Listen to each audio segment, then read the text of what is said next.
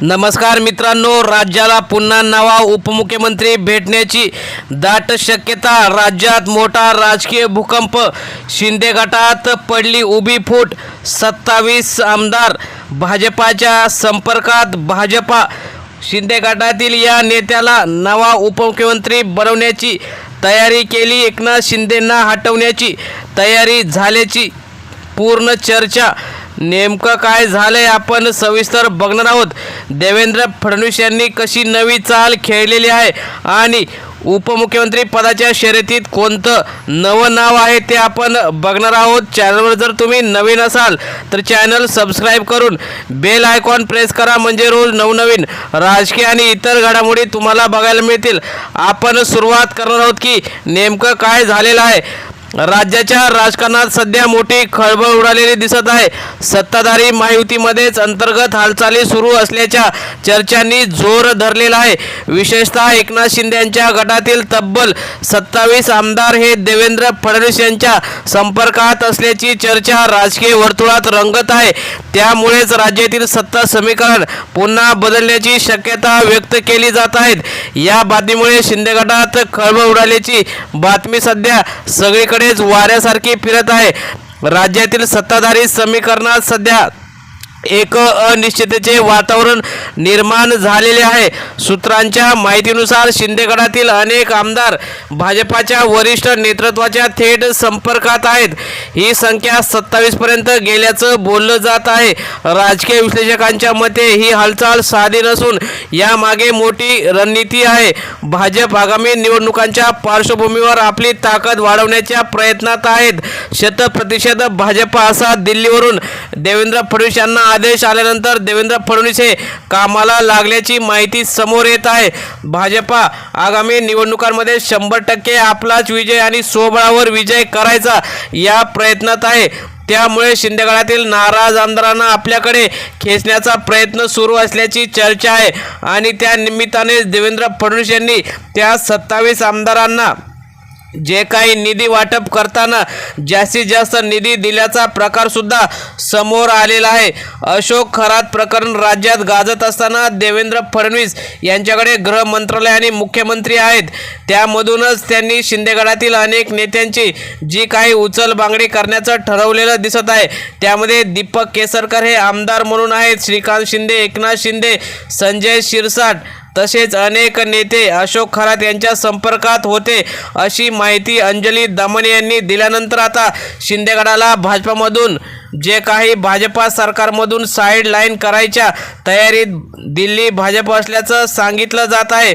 अमित शहा यांच्या आदेशानंतर फडणवीस यांनी हा मास्टर स्ट्रोक खेळल्याची बातमी समोर येत आहे. देवेंद्र फडणवीस हे महाराष्ट्राच्या राजकारणातील कुशल रणनीतिकार म्हणून ओळखले जातात. सध्याच्या परिस्थितीत ते पुन्हा एकदा मोठी राजकीय खेळी चाल खेळत असल्याचे संकेत मिळत आहेत. शिंदे गटातील नाराजीचा फायदा घेणे आणि भाजपाची ताकद वाढवणे, आगामी निवडणुकांसाठी मजबूत समीकरण तयार करणे या तिन्ही गोष्टी साध्य करण्यासाठी ही हालचाल असल्याचं बोललं जात आहे. दरम्यान अशोक खरात प्रकरणामुळे शिंदे गटातील अजून काही नेते अडचणीत सापडल्याची चर्चा आहे. खरात यांनी काही बड्या नेत्यांची नावं घेतल्याने राजकीय वातावरण तापलेलं आहे. तसेच अंजली दमने यांनी सांगितल्याप्रमाणे एकनाथ शिंदे, संजय शिरसाट, दीपक केसरकर तसेच नीलम गोरे यासुद्धा अशोक खरात यांच्याशी फोनवरून नेहमी त्यांचं बोलणं व्हायचं असं त्यांनी गौप्यस्फोट केला आहे. त्यामुळे शिंदे गटाची प्रतिमा धोक्यात आली आहे.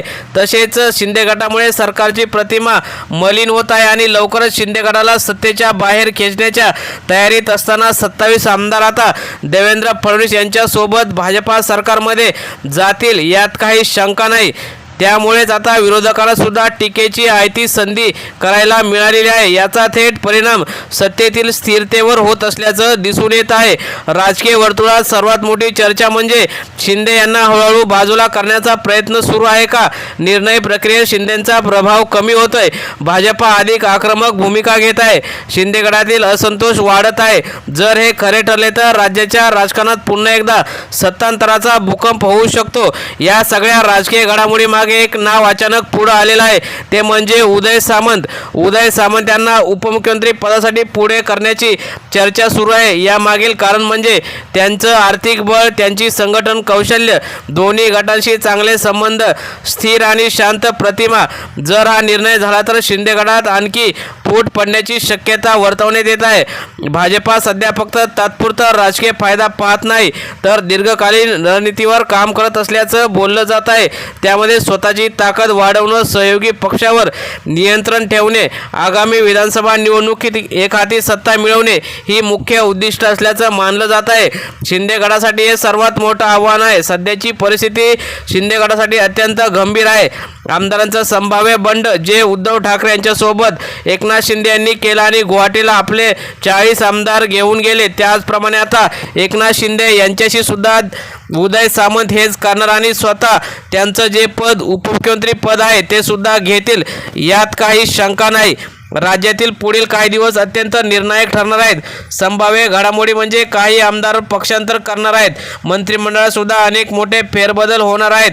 उपमुख्यमंत्री पदावर बदल होताना उदय सामंत यांचं नाव सर्वात मोठे पुढे येत आहे. राज्याच्या राजकारणात पुन्हा एकदा मोठी उलथापालथ होण्याचे संकेत मिळत आहेत. देवेंद्र फडणवीस यांची रणनीती, एकनाथ शिंदे यांची मोठी अडचण आणि उदय सामंत यांचा संभाव्य उदय, या सगळ्या गोष्टीमुळे राज्यातील राजकारण अत्यंत रंगतदार बनले आहे. आता सर्वांचं लक्ष एकाच गोष्टीकडे लागलेलं आहे, ते म्हणजे हे 27 आमदार भाजपकडे कधी जाणार आणि कधी प्रवेश करणार. महाराष्ट्राला नवा उपमुख्यमंत्री कधी मिळणार. उदय सामंत हे विधानसभा निवडणुकीच्या नंतर जेव्हा एकनाथ शिंदे यांना भाजपा उपमुख्यमंत्री पद करत होते, परंतु एकनाथ शिंदे यांना मुख्यमंत्री पदासाठी ते रुसून त्यांच्या मूळ दरेगावी गेले होते. त्यावेळी सुद्धा भाजपाने उदय सामंत यांना उपमुख्यमंत्री पदाची ऑफर दिली होती. मात्र ते समजतात एकनाथ शिंदे यांनी स्वतःच उपमुख्यमंत्री पदाची जी काही बाजू होती ती घेतली आणि आपला पक्ष जो फुटीपासून त्यांनी वाचवला होता. परंतु आता एकनाथ शिंदे आणि देवेंद्र फडणवीस भाजपा यांच्यामध्ये जो संघर्ष चालू आहे, त्यातूनच आता एकनाथ शिंदे यांच्या गटात मोठी फूट पडण्याची शक्यता व्यक्त केली जात असताना देवेंद्र फडणवीस आणि भाजपाने उदय सामंत यांना हाताशी धरून 27 आमदार हे भाजपमध्ये सामील करून भाजपाची एकहाती सत्ता, कारण भाजपाला 15 ते 16 आमदारांचीच सत्तेसाठी गरज आहे आणि 27 आमदार येत असतील तर भाजपाची एकहाती सत्ता महाराष्ट्राच्या ज्या काही सत्ता कारणावर राहील आणि एकनाथ शिंदे यांना अलगद सत्तेतून बाहेर काढता येईल. तसेच त्यांच्या ज्या आमदारांना मंत्रिपदं दिली आहेत तीच मंत्रिपदं उदय सामंत यांच्यासोबत आलेल्या आमदारांना मिळतील, यात काही शंका नाही. त्यामुळेच आता उद्धव ठाकरेंसोबत जी गद्दारी एकनाथ शिंदे यांनी केली होती तीच गद्दारी आता उदय सामंत हे करतील आणि पुन्हा एकदा राज्याचं राजकारण तापवतील, यात काही शंका नाही. मित्रांनो, तुम्हाला काय वाटतं? उद्धव ठाकरे यांच्यासोबत शिंदे यांनी केल्याचं त्यांना फळ भोगावं लागत आहे का? तुम्हाला काय वाटतं? तुम्ही सुद्धा तुमच्या प्रतिक्रिया कमेंट बॉक्समध्ये जरूर कळवा. धन्यवाद. जय हिंद, जय महाराष्ट्र.